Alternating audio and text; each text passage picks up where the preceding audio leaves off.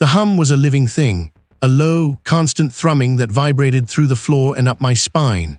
Red light, emergency beacon red, pulsed from unseen sources, bathing the narrow corridor in an oppressive glow.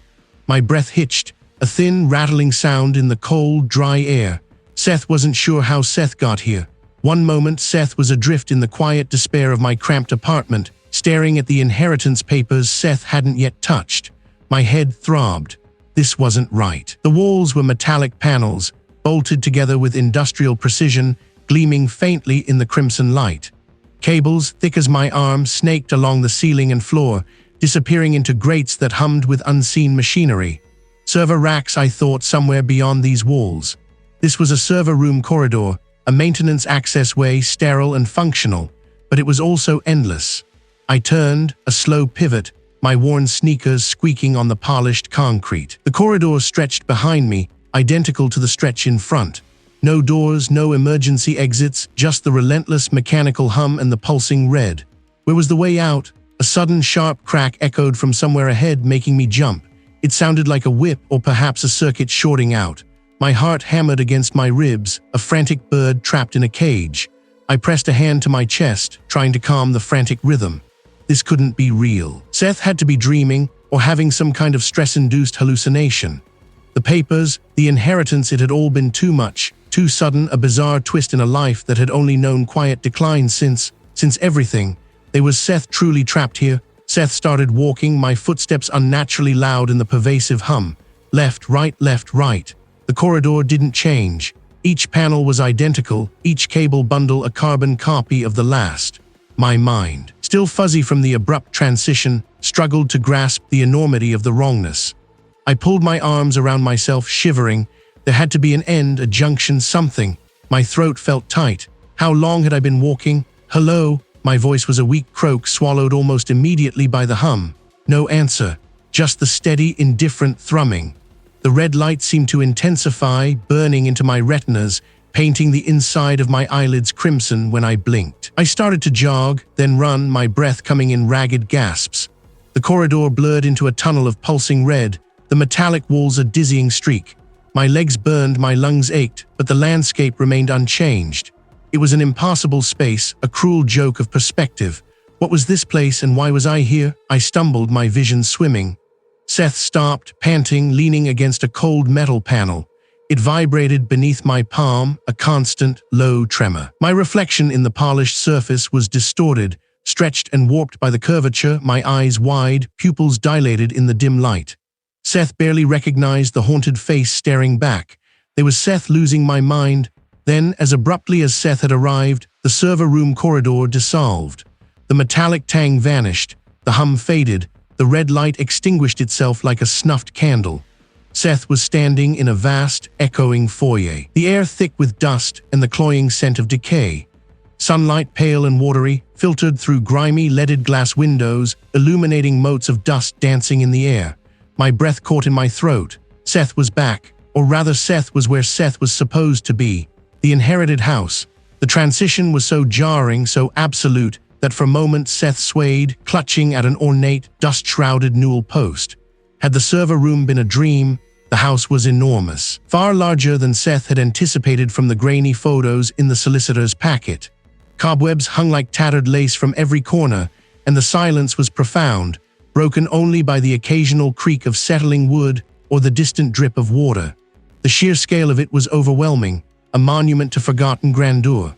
I took a hesitant step further inside, my sneakers crunching on fallen plaster and what felt like dried leaves. This was supposed to be my fresh start, my escape from the suffocating emptiness of my old life. My suitcase, the one Seth had packed so carefully just yesterday, sat by the front door, a starkly modern anomaly in this ancient space. Seth must have brought it in, Seth reasoned, though Seth had no memory of doing so. The silver key, the one the solicitor had given me, was surprisingly ornate, almost medieval in its design. It felt wrong, somehow, in my hand. Seth ran my thumb over its intricate engravings, a faint unease prickling at the back of my neck. Had Seth locked the door behind me? The drawing room, with its faded velvet furniture and shrouded piano, smelled of old roses and mildew. The library, lined with towering, dust-caked bookshelves, held a faint aroma of ancient paper and something else, something vaguely metallic, like the server room. My skin crawled. Seth told myself it was just the smell of an old house, the decay of time.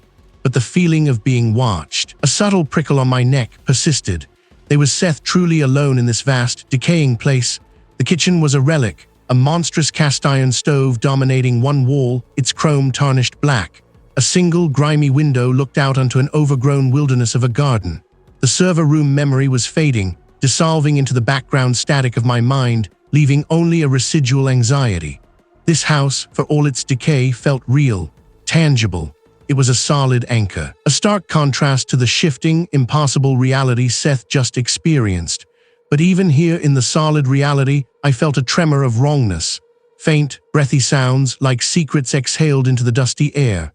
I was in the library trying to find a lamp that worked when I first heard it distinctly. My name, Seth. It was soft, almost imperceptible, but clear enough to make me freeze, my hand hovering over a brittle lampshade. Nothing. Heart gave a sickening lurch. I was alone. I had checked every room on the ground floor, and the upper floors were inaccessible, the stairs too rickety, blocked by fallen debris. Yet the sound was undeniable, heavy and resonant. Was it just the house settling, old wood groaning under its own weight? Or was there something else here, something that knew my name? The windows were too tall to reach, their heavy velvet curtains drawn shut. I didn't sleep much, if at all. By dawn, Seth was exhausted, my nerves frayed. The next day the small things began. Seth left my flashlight on the bedside table, but later found it on the floor, beneath the bed, its beam still on, battery half drained. A heavy, leather-bound book from the library, one Seth been examining for clues about the house's history, was moved from the desk to a high shelf I couldn't possibly reach. Its spine was facing inwards. I tried to rationalize it. Maybe I'd knocked the flashlight off in my sleep. Maybe I'd put the book there and forgotten. My mind, I told myself, was playing tricks on me because of the isolation, the grief. I started talking to myself, a habit born of loneliness, now exacerbated by the unsettling occurrences. "It's just an old house, Seth," I'd mutter, running a hand through my already messy hair. Drafts, dust. They were no longer just my name. They were fragments of sentences, too garbled to understand, but always with a mournful, drawn-out quality. What were they trying to tell me? One afternoon, while exploring the disused pantry off the kitchen, I found a small wooden box tucked away behind sacks of what looked like petrified flour. It was old, intricately carved, and smelled faintly of lavender and something acrid, like burnt sugar. My fingers trembled as I unlapped it. Inside, nestled on a bed of faded silk, was a small, tarnished silver locket and a bundle of yellowed letters tied with a brittle ribbon. This was it, I thought, a tangible piece of the house's past, a clue. But what secrets would it reveal? The letters, written in a spidery, elegant hand, dated back to the late 1800. They were from a woman named Elena to her sister, chronicling her life in the house. At first, they were mundane, describing garden parties and social calls. But gradually, the tone shifted. This sounded eerily familiar. "He talks to unseen things," one letter read, her handwriting becoming frantic, slanting wildly across the page. "He says they tell him what he already knows but cannot face. They feed on his sadness, sister. They grow stronger with every tear." My heart pounded. The entity, it fed on loneliness, grief, despair, and I, isolated and still reeling from my own losses, was a prime target. The letters ended abruptly, the last one unfinished, trailing off mid-sentence, a blotch of dried ink staining the paper. Had she too succumbed to the sorrow? That night the entity invaded my dreams. I was back in the server room corridor, the red light pulsating, the hum a deafening roar. But this time I wasn't alone. Alone, remember? They hissed, their words twisting my own memories, distorting the faces of those I had lost. My mother's face, my father's, contorted in grief, not for themselves, but for me. My throat was raw from screaming. I fumbled for my flashlight, clicking it on, but something was different. On the dusty floor by the foot of the bed lay a single withered rose. Its petals were a deep, bruised purple, almost black, and its thorns were impossibly long and sharp, like tiny needles. It was the same kind of rose my mother had loved, the kind she'd grown in her garden. I hadn't seen one since she passed. Where had it come from? The entity was no longer content with subtle hints. It was actively manipulating my environment, blurring the lines of reality.